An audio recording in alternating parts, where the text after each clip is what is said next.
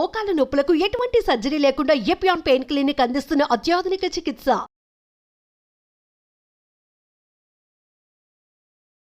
ప్రేక్షకులు నమస్కారం. నేను doctor Ravishankar Irukulapati, senior endocrinologist, Apollo hospitals, Jubilee hills, Hyderabad. చాలామంది న్యూ ఇయర్ విషయానికి వచ్చినట్లయితే రకరకాలైనటువంటి డైట్ గోల్స్ పాటించాలి అని చెప్పి అనుకుంటున్నారు. కొన్ని విషయాల గురించి నేను ఈ పర్టికులర్ ఎపిసోడ్లో మాట్లాడబోతున్నాను. మీకు హెల్త్ కండిషన్స్ ఏమన్నా ఆల్రెడీ ఉన్నట్లయితే, డయాబెటీస్ కావచ్చు, కిడ్నీ ప్రాబ్లమ్స్ కావచ్చు, మీరు మీ యొక్క డాక్టర్ గారు ఎవరైతే ఉన్నారో లేదా క్వాలిఫైడ్ డైటీషియన్తో మాత్రమే డిస్కస్ చేసి పాటించాలి.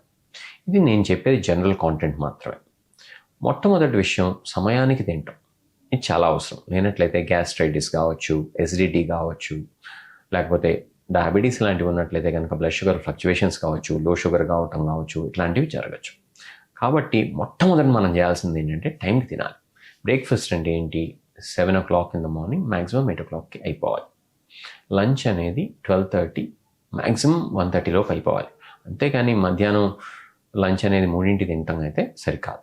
రాత్రి డిన్నర్ కూడా వీలున్నంత వరకు ఎర్లీగా చేసేయాలి.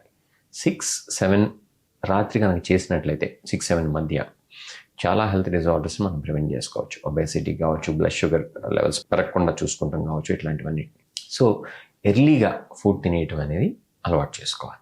నెక్స్ట్, టైం తినటం పక్కన పెడితే ఎట్లాంటి ఫుడ్ తింటున్నాం అనేది కనుక చూసినట్లయితే మన ఫుడ్లో ఫ్రెష్ ఫ్రూట్స్ అండ్ వెజిటబుల్స్ ఉండేటట్టు చూసుకోవాలి. కనీసం 4-5 సార్లు ఫ్రెష్ ఫ్రూట్స్ అండ్ వెజిటబుల్స్ ఉండేటట్టు మనం చూసుకోవాలి. అది కూడా హై పోర్షన్ సైజ్ కాదు, లిమిటెడ్ పోర్షన్ సైజ్. ఫ్రూట్స్ తినమన్నాను కదా అని చెప్పి జ్యూసెస్ లాంటివి వాటి జోలికి వెళ్ళాల్సినటువంటి అవసరం లేదు. స్మూతీస్ వాటి జోలికి వాటి జోలికి వెళ్ళాల్సినటువంటి అవసరం అసలే లేదు. మనం ఫ్రెష్ ఫ్రూట్స్ తింటేనే మంచిది. ఎందుకంటే ఫైబర్ కాంటెంట్ సరిగ్గా వస్తుంది, అలానే గ్లైసిమిక్ ఇండెక్స్ కూడా తక్కువ ఉంటుంది కాబట్టి. సో ఇది ఇంకొక సూత్రం. నెక్స్ట్ పాయింట్ విషయానికి వచ్చినట్లయితే కనుక మన యొక్క ఫుడ్ ఏదైతే ఉందో దాంట్లో సరిగ్గా సిరియల్స్, నట్స్, లెగ్యూమ్స్ లాంటివి ఉండేట్టు చూసుకోవాలి. పప్పు పదార్థాలు, అలానే ఇంతకుముందు మనం చెప్పుకున్నాం కదా, నట్స్, సీడ్స్ లాంటివి కూడా మనం వాడుకోవాలి. వీటిని బ్రేక్ఫాస్ట్లో అయినా తీసుకోవచ్చు, లేదా మనం వాటిని స్నాక్స్ కింద కూడా తీసుకోవచ్చు. ఇది ఇంకొక ముఖ్యమైనటువంటి విషయం. వీటిలో యాంటీ ఆక్సిడెంట్స్ ఉంటాయి, వైటమిన్స్ ఉంటాయి, మినరల్స్ ఉంటాయి, ప్రోటీన్ కాంటెంట్ కూడా ఎక్కువగా ఉంటుంది, అలానే గుడ్ ఫ్యాట్ కూడా ఉంటుంది. నెక్స్ట్ విషయం ఫ్యాట్ గురించి. చాలామంది ఏంటంటే ఎట్లా పడితే అట్లా ఈ క్రీజీ జంక్ ఫుడ్ తింటూ ఉంటారు, ప్రాసెస్డ్ ఫుడ్స్ తింటూ ఉంటారు. వీలున్నంత వరకు జంక్ అండ్ ప్రాసెస్డ్ ఫుడ్స్ని అవాయిడ్ చేయాలి. ఎందుకంటే వీటి వల్ల రకరకాలైనటువంటి జబ్బులు వచ్చేటువంటి అవకాశం ఉంటుంది. ఒబేసిటీ కావచ్చు, డయాబెటీస్ కావచ్చు, హార్ట్ అటాక్స్ కావచ్చు, బ్రెయిన్ స్ట్రోక్స్ కావచ్చు. ఇటువంటి జబ్బులు రాకూడదంటే వీలున్నంత వరకు ప్రాసెస్డ్ ఫుడ్స్, జంక్ ఫుడ్స్ జోలికి వెళ్ళకూడదు. జంక్ ఫుడ్స్ అంటే కేవలం పిజ్జాలు, బర్గర్లు మాత్రమే కాదు, పునుగులు, సమోసాలు, ఇవన్నీ కూడా జంక్ ఫుడ్స్ కిందే వస్తాయి. నెక్స్ట్ పాయింట్, వీలున్నంత వరకు హోమ్ ఫుడ్ తినండి. బయట ఫుడ్ వీలున్నంత వరకు అవాయిడ్ చేయండి. మన హోమ్ ఫుడ్లో అట్లీస్ట్ మనం ఏ ఇంగ్రీడియంట్స్ వాడుతున్నాం, ఏ పదార్థాలు వాడుతున్నాం అనేది మనకు తెలుస్తుంది. బయట తినే ఫుడ్స్లో మనకు తెలియదు వాళ్ళు ఏమేస్తారు అనేది. ముఖ్యంగా రోడ్ సైడ్ అయితే తినద్దు, ఎందుకంటే అక్కడ దుమ్ము ధూళి వల్ల కొత్త జబ్బులు వచ్చేటువంటి అవకాశం ఉంటుంది. హోటల్స్లో కూడా, రెస్టారెంట్స్లో కూడా మన గ్యారంటీ లేదు కాబట్టి మనకి 100% భరోసా ఉండేటువంటి చోట్ల మాత్రమే మనం బయట తిన్నప్పుడు తినాలి.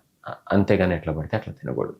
ఇంకొక విషయానికి వచ్చినట్లయితే వీలైనంత వరకు మన ఫుడ్కి వాడేటువంటి పాత్రలు ఏవైతే ఉన్నాయో ప్లాస్టిక్కి దూరంగా ఉండేట్టు చూసుకుంటూ, మనం ఇనుముతో కానీ, లేకపోతే స్టీల్తో కానీ, లేకపోతే వేరే మెటల్స్, కాపర్ లాంటి వాటితో కొన్నిసార్లు చేస్తూ ఉంటారు కాబట్టి అట్లాంటి వాటిని వాడాలి. అంతే తప్పితే ప్లాస్టిక్ కంటైనర్స్ మాత్రం దయచేసి వాడద్దు. ఎందుకంటే నానో ప్లాస్టిక్ వల్ల రకరకాలైనటువంటి జబ్బులు వచ్చేటువంటి అవకాశం ఉంది కాబట్టి.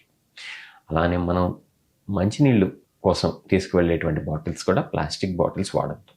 స్టీల్ బాటిల్స్ మాత్రమే వాడండి, లేదా గాజు బాటిల్స్ వాడండి.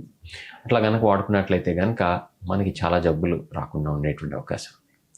కుదిరితే కూరగాయలని, పళ్ళని మన ఇంట్లోనే పండించుకున్నట్లయితే కనుక వాటి రుచి అమోఘంగా ఉంటుంది. వాటికి ఫర్టిలైజర్స్, పెస్టిసైడ్స్ లాంటి వాటిని మనం వేయకుండా ఇంకా పండించుకునేటువంటి అవకాశం కూడా ఉంటుంది. ఇట్లా మనం ఫుడ్కి సంబంధించి రకరకాలైనటువంటి జాగ్రత్తలు తీసుకోవచ్చు. ఇంకొక ముఖ్యమైనటువంటి అంశం ఏంటంటే నాన్ వెజిటేరియన్ తీసుకునేటువంటి అవకాశం ఉంటే కనుక, అలవాటు కనుక ఉంటే కనుక మీరు ఏం చేస్తారంటే దయచేసి రెడ్ మీట్కి దూరంగా ఉండండి. రెడ్ మీట్ అంటే మటన్, అలానే ఆ గోట్ ఏదైతే ఉందో వీటిని మనం రెడ్ మీట్ అంటాం కాబట్టి వాటిని దూరంగా ఉంటే కనుక మనకి హెల్త్ ప్రాబ్లమ్స్, కొలెస్ట్రాల్ లాంటివి కావచ్చు, హార్ట్ అటాక్స్ కావచ్చు, కొన్ని రకాలైనటువంటి క్యాన్సర్స్ కావచ్చు వచ్చేటువంటి అవకాశం తగ్గుతుంది. కాబట్టి వీలైనంత వరకు చికెన్, ఫిష్ లాంటి వాటిని మాత్రమే కన్జ్యూమ్ చేయండి. అది కూడా ఫ్రై చేయకుండా హెల్దీగా చేసుకుని మాత్రమే తినండి. ఇవి జనరల్ ఫుడ్కి సంబంధించినటువంటి principles. I hope you all would follow these principles and have a healthy and happy 2025 and beyond. Take care.